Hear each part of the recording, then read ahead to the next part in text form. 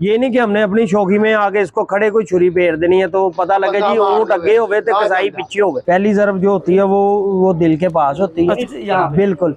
फिर दूसरी इसके ऊपर होती है, तीसरी इसके ये सर के पास होती है। अच्छा, ये 3 ज़रबे आप लगाएंगे की मेहनत जो बनती है हमारी, अच्छा, वो कम से कम भी लाख रुपया बनती है एक किस्म की। हाँ, ये मजेदारी की ये बात है, जब हम ऊँट करने आते हैं ना तो बड़े बड़े लोग आते हैं, अच्छा, वो इंज ना करो, इनू फाड़ ला, इंज कर, इंज कर। जो अरबी तरीके से ऊँट सऊदीया में जबा किया जाता है ना, अच्छा, हमने उस तरह करना है। जी अस्सलाम वालेकुम मानी भाई, क्या हाल है? ठीक ठाक है? वालेकुम अस्सलाम। अच्छा मानी भाई, ये आप ऊँट देख रहे हैं, इस ऊँट को ज़िबा करवाना है, कितने पैसे होंगे?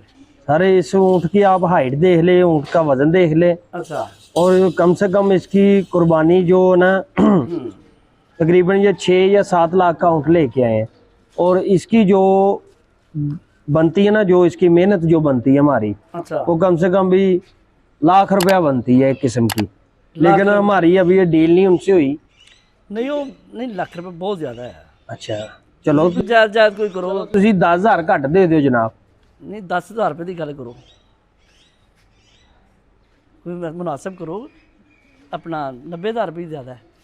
सर ऊँट भी तो देखे ना कितना है, कितना होंगे? ऊँट भी तो माशाल्लाह 10 से 15 मन इसमें गोश है सर। अच्छा, 2 बच्चे हम कर लें इतने इतने 6-6 मन के, तो उसके इतने पैसे हम ले लेते हैं। अच्छा, तो ये समझ ले कि 2 बच्चों से भी बड़ा ऊँट है। अच्छा, ठीक है, जो जायज़ पैसे आपको बताए हैं आपने, आप क्या कहते हैं? यार मेरे ख्याल से 50,000 रुपया जो है ना, 50,000 तो सर कम है। क्यों जी भैन? 50,000 50,000 रुपया तो घट है। 50,000 रुपया बेहतर है, 50,000 रुपया करो तो फड़ो पैसे। 50,000 रुपया सर कम है, कोई तुसी आप ही जायज़ मुनासिब कर लो। ਤੁਸੀਂ ਇਸ ਤਰ੍ਹਾਂ ਕਰੋ, ਤੁਸੀਂ 85,000 ਰੁਪਇਆ ਦੇ ਦਿਓ ਸਾਨੂੰ, ਅਸੀਂ ਤੁਹਾਡਾ ਊਂਟ ਜਿਹੜਾ ਪਹਿਲੇ ਟਾਈਮ ਆ ਕੇ ਕਰ ਤੁਸੀਂ ਕਰੋ, ਵੱਡਿਆਂ ਕੋਲ ਮਸ਼ਵਰਾ ਕਰ ਲਓ, ਵੱਡਿਆਂ ਨੂੰ ਪੁੱਛ ਲਓ, ਉਹ ਬੈਠੇ ਨੇ ਤੁਹਾਡੇ ਨਾਲ ਆਏ ਨੇ, ਹਾਂਜੀ ਉਹਨਾਂ ਨੂੰ ਪੁੱਛ ਲਓ 50,000 ਰੁਪਏ ਤੇ ਗੱਲ ਬਣਦੀ ਹੈ ਤੇ ਇਹਨੂੰ ਕਰੋ, ਫਿਰ ਕੱਲ ਆ ਕੇ ਤੇ ਸਵੇਰ ਪਹਿਲੇ ਟਾਈਮ ਇਧਰ ਆਇਓ, ਭਾਈ ਸਾਹਿਬ ਇਧਰ ਆਓ, ਨਾਲ ਆਓ ਜ਼ਰਾ। 50,000 ਰੁਪਇਆ ਦੇ ਰਹੇ ਜੀ ਊਂਟ ਦਾ। ਦੇਖ ਲਓ ਜੀ, ਨਜਾਇਜ਼ ਆ ਪੈਸੇ, 50,000 ਰੁਪਇਆ ਭਾਈ ਦਾ। ਊਂਟ ਵੀ ਦੇਖੋ ਨਾ ਕਿੰਨਾ ਵੱਡਾ ਹੈ, ਮਾਸ਼ਾਅੱਲਾ 10 ਮਣ ਪੱਕਾ।